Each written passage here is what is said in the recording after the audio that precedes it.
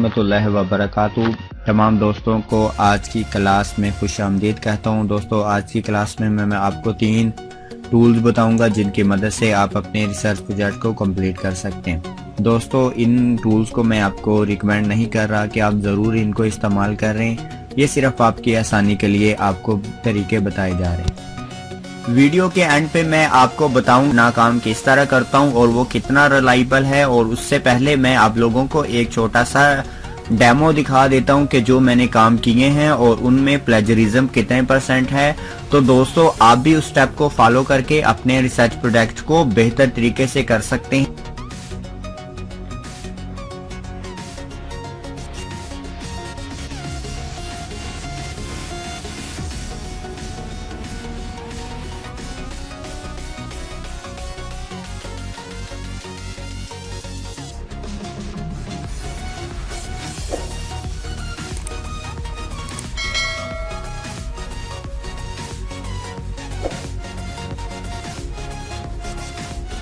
दोस्तों अगर आप नहीं जानते कि आपने अपने रिसर्च टॉपिक का डाटा किस तरह फाइंड करना है, तो उसके लिए आप क्लास 1 को देख सकते हैं या डिस्क्रिप्शन में जाकर आप लिंक से क्लास 1 की वीडियो को देख सकते हैं। तो दोस्तों उन तमाम लोगों का बहुत बहुत शुक्रिया जिन्होंने पहली वीडियो को लाइक किया, और लोगों के जो कमेंट्स हैं मैं उनका बहुत ही मशकूर हूँ। दोस्तों ये सिर्फ और सिर्फ आपकी हेल्प के लिए वीडियो बनाई जा रही है। दोस्तों जो फर्स्ट टूल है मैंने उससे बुक मार्क करके रखा हुआ है। मैं यहाँ से जाता हूँ, 3 डॉट्स को ओपन करता हूं और यहाँ से बुक मार्क के ऑप्शन से जाकर मेरे पास जो पहला टूल है मैं उसको इस्तेमाल करता हूं। तो दोस्तों ये है पहला टूल है आर्टिकल रीराइटर। इसकी मदद से आप अपने आर्टिकल को रीराइट कर सकते हैं। तो दोस्तों आपने जिस भी पैराग्राफ को रीराइट करना है आपने उसको सिलेक्ट कर लेना है। मैं यहाँ से एक छोटी सी आपको एग्जाम्पल बता देता हूँ। मैं यहाँ से ये पैराग्राफ को रीराइट करना चाहता हूँ, तो मैं यहाँ से इसको सिलेक्ट कर लेता हूँ कुछ यहाँ तक।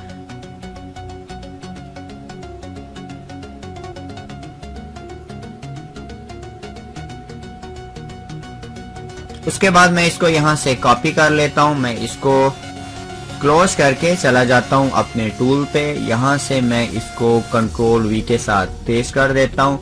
अब यहाँ से नीचे आकर ये एक क्वेश्चन आपसे कर रहा है कि 5 - 2, तो अब मैं यहाँ पे आंसर लिखकर इसको रीराइट कर देता हूँ। तो ये जो मैंने आर्टिकल का पैराग्राफ यहाँ पे सेंड किया, ये नीचे मुझे यहाँ पे इसका रिजल्ट मिल जाएगा।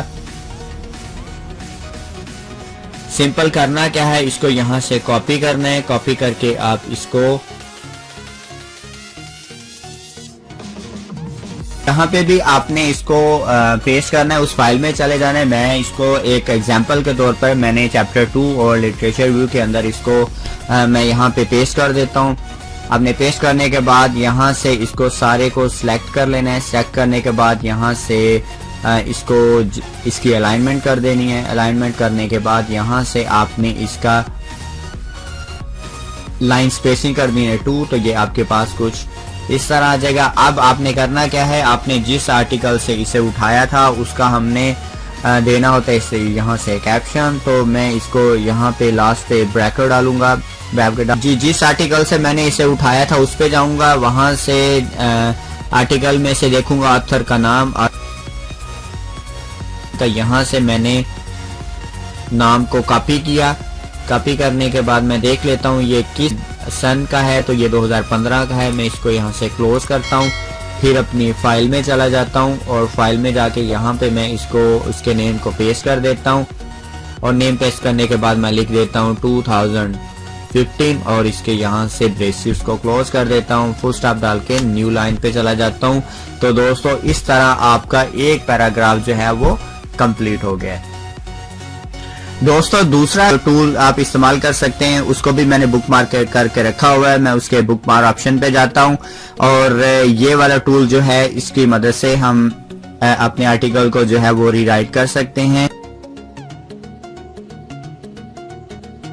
जी दोस्तों ये वाला टूल है फ्री आर्टिकल स्पिनर। इसकी मदद से भी आप अपने पैराग्राफ को स्पिन करवा सकते हैं। पैराग्राफ की सारी नेचर इससे चेंज हो जाती है, उसमें फ्रेजेस चेंज हो जाते हैं, सेंटेंसेस चेंज हो जाते हैं। तो आपने करना क्या है, सेम इस साइड पे आपने क्या करना है, यहाँ पे इनपुट में अपना जो पैराग्राफ है उसको इनपुट करना है और यहाँ से फिर आपने इनपुट करनी, यहाँ से स्पिन का ऑप्शन इस्तेमाल करके स्पिन करवा देना है, तो इस तरफ आपका आर्टिकल जो है वो आ जाएगा।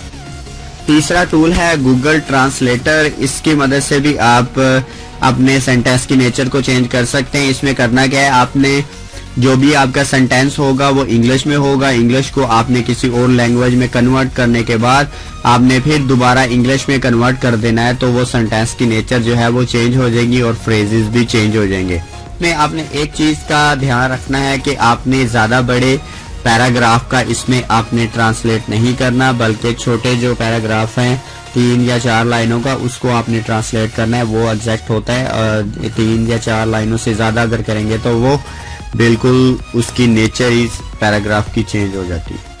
आखिर में मैं जो आपको तरीका बताने जा रहा हूँ ये काफ़ी रिलायबल भी है और मैं आपको यही रिकमेंड करूँगा कि आप इसी तरीके से अपना काम को कंप्लीट करें। इस काम में आपको टाइम ज़्यादा लगेगा लेकिन आपका काम में कोई मसला नहीं होगा, और दूसरी बात ये कि आपके स्किल भी डेवलप हो जाएंगे, आपकी इंग्लिश भी इम्प्रूव हो जाएगी और आप सेटिस्फाई भी काफ़ी होंगे। तो मैंने क्या किया, मैंने एक आर्टिकल से एक पैराग्राफ उठाया है, सिर्फ आपको एक एग्जांपल देने के लिए। मैंने उसको अपनी वर्डिंग के अंदर मैंने सिंपल इंग्लिश के अंदर इस पैराग्राफ को लिखा है, और लिखने के बाद अब इसको मैं मॉडिफाई किस तरह करूँगा, इसको मैं आर्टिकल की लैंग्वेज में किस तरह लेके जाऊंगा, मैं इसमें से देखूंगा जो वर्ड मैंने सिंपल इस्तेमाल किए हैं उनको मैं थोड़े से सिनोनिम उनमें लगा के उनको मैं बेहतर कर लूंगा। यहाँ पे आप देख सकते हैं ऑडियो वीडियो एड्स, मैंने एक कीवर्ड यूज किया यहाँ पे, ये जो ऐड का वर्ड मैंने इस्तेमाल किया, मैं इसका सिनोनिम यहाँ पे यूज कर सकता हूँ।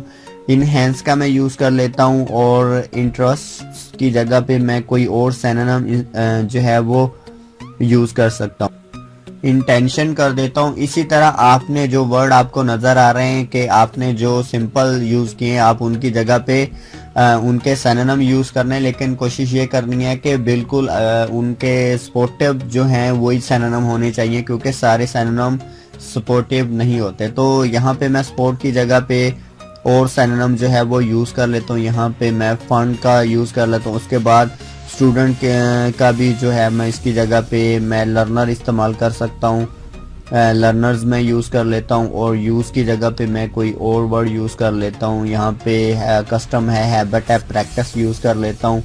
डिफरेंट की जगह पे मैं कोई और वर्ड जो है मैं देख लेता हूँ कि अगर कोई अल्टर्ड भी आ सकता है लेकिन डिफरेंट ही यहाँ पे सूट कर रहा है। सेंसेस की जगह पे मैं देख लेता हूँ कि कौन सा मैं यूज़ कर सकता हूँ। माइंड यहाँ पे मैं जो है मैं यूज़ कर लेता हूँ।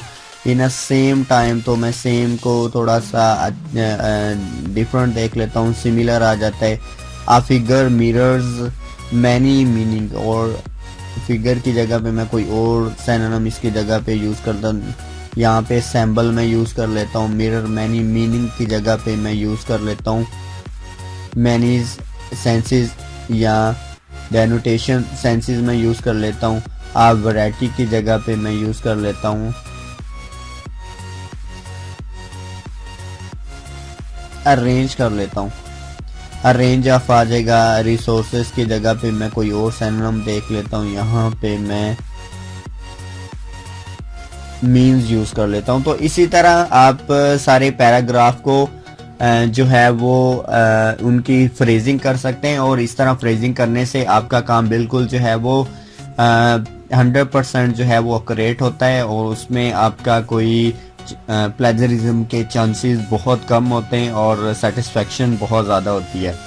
और जो भी आप पैराग्राफ लिखेंगे और उसके एंड पे लिटरेचर भी हो, या जो भी आपने किसी आर्टिकल से कोई पैराग्राफ लिया होता है उसके एंड पे आपने रेफरेंस ज़रूर लिखना होता है, और वो कुछ इस तरह के तरह आप जो है वो ब्रेसिस के अंदर आप लिख सकते हैं। या दूसरे तरीके से आप क्या कर सकते हैं, मैं इसी को यहाँ से कॉपी कर लेता हूँ, यहाँ से कट करके स्टार्ट में ले जाता हूँ। मैं यहाँ पे ये लिख देता हूँ अकॉर्डिंग टू कर देता हूँ, अकॉर्डिंग टू, और यहाँ पे मैं स्टार्ट में इसको लिख देता हूँ।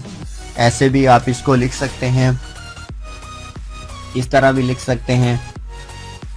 तो दोस्तों आज की वीडियो आपको कैसी लगी आपने कमेंट्स बॉक्स में मुझे ज़रूर बताना है। दोस्तों बहुत कुछ नहीं तो मुझे उम्मीद है आप कुछ ना कुछ तो इस वीडियो से सीख गए होंगे। दोस्तों अपना बहुत ज्यादा ख्याल रखिएगा। अल्लाह हाफिज।